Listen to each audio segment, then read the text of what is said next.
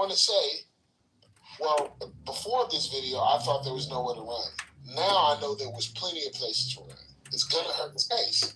I don't know. I guess I saw a different video than you, because the video I saw, it was a pack tent, and the only place he really could have realistically went was backwards. You saw a different video. And the thing about when you look at self-defense law, like, you're not required to retreat, and there was enough people that came with Austin Metcalf, where he was definitely and could have felt outnumbered. It was reasonable for him to feel like he was outnumbered. It was reasonable for him to feel threatened, in my opinion, based on the amount of people there. But the issue, though, is we cannot see what the interaction actually was. We can't see who did what for real, because from that angle and from that far back, all you see is a bunch of blurriness. So, so everything is just about people's recall of what happened. But, as far as him being surrounded, I mean, he was surrounded enough. With the only place you can really go was back. It's crazy. And, is that the way he went after he stabbed him?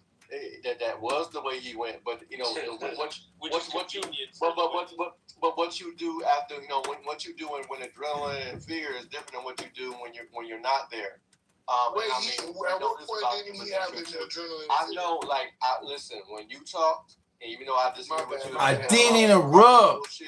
I did not do that to you. I apologize, right? Lloyd. So.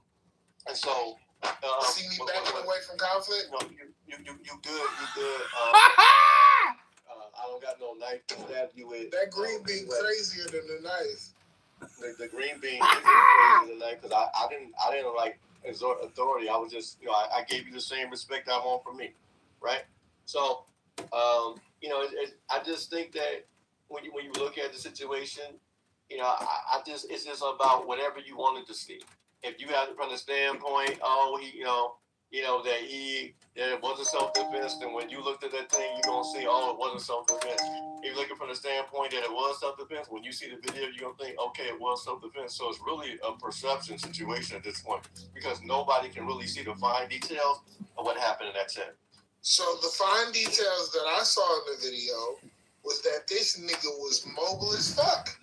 This nigga was able to evade like a motherfucker, and that he was not put like this.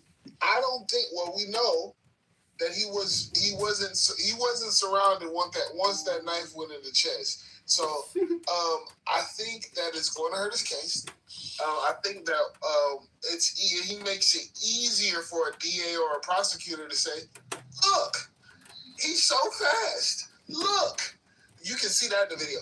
Look, he had blood on his hands. Look,